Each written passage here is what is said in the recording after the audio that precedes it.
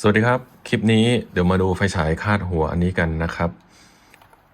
รุ่นนี้ซื้อมาจาก AliExpress ซื้อมาตอนมีโปรโมชั่นราคาประมาณไม่ถึง100 บาทนะครับตอนนี้ไฟฉายตัวนี้มันเสียนะครับเอาไปแคมปิ้งมาแล้วก็จังหวะกำลังจะใช้งานอยู่ดีเปิดมันก็ไม่ติดแต่ว่าถ้าเกิดชาร์จแบตแล้วลองเปิดดูเนี่ยตอนระหว่างชาร์จเนี่ยมันติดใช้งานได้ปกติโอเคเดี๋ยวเรามาแกะดูกันนะฮะตรงนี้มีสกรูอยู่1 ตัวก็เดี๋ยวแกะออกมาก่อน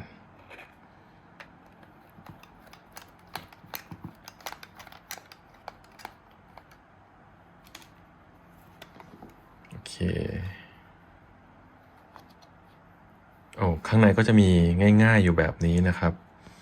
วงจรส่วนใหญ่ก็จะอยู่ในส่วนไฟด้านหน้า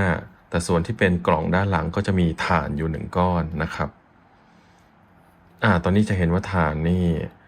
ตัวสายไฟมันจะไม่ได้ต่ออยู่กับขั้วถ่านคือตอนใช้งานเนี่ยตัวเนี้ยพอใช้งานมันจะมีเสียงแกะแกะแกะแกะแกะลองเขย่าดูเนี่ยมันก็จะมีเสียงแกะพอแกะดูนี่ก็เลยรู้แล้วว่าเป็นที่ตัว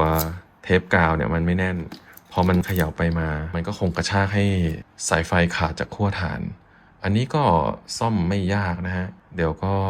ปอกสายไฟแล้วก็บัดกรีกลับเข้าไปก็น่าจะใช้งานได้โอเคลุยกันก็ปอกสายไฟก่อนนะฮะ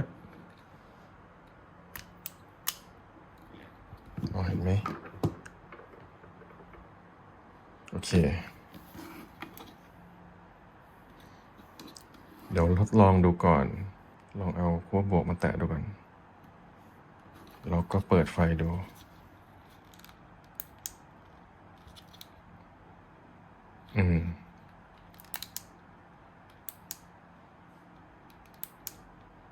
กระพริบโอเคใช้งานได้ปกติไม่มีอะไรเสียหายมากก็เดี๋ยวบัดกีกลับเข้าไปแล้วก็เดี๋ยวเอาเทปกาวมาติดเพิ่มให้มันแน่นขึ้น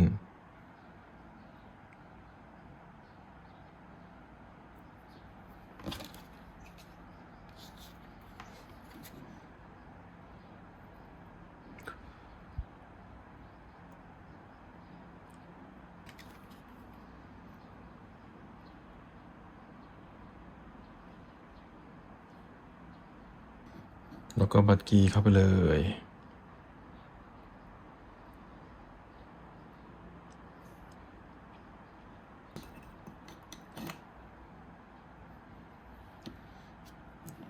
เดี๋ยวโค้ดลบก็ลองย้ำบัดกีดูหน่อย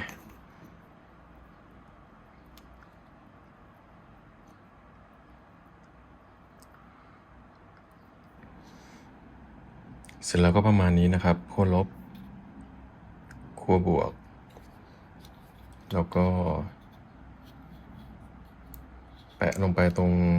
กาว2 หน้าเดี๋ยวจะเอากาว2 หน้าอีกตัวหนึ่งมาแปะทับเพื่อจะให้มันแน่นๆไปกว่านี้นะครับแล้วก็ตอนนี้ลองเปิดไฟดูปิดไฟนี้ก่อน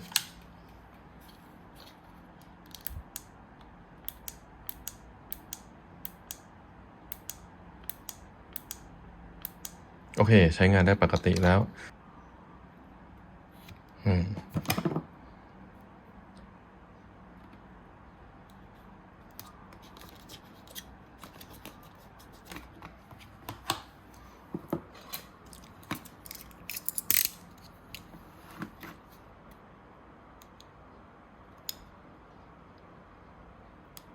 จะอยู่ไหมเนี่ย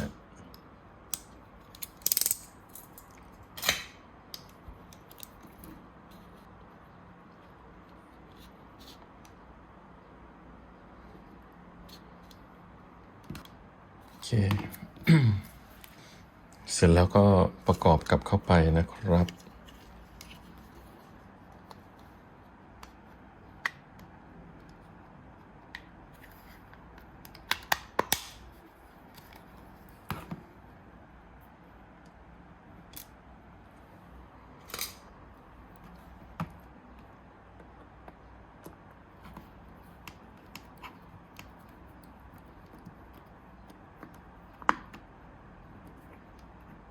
ไขแค่พอตึงมือโอเคเรียบร้อย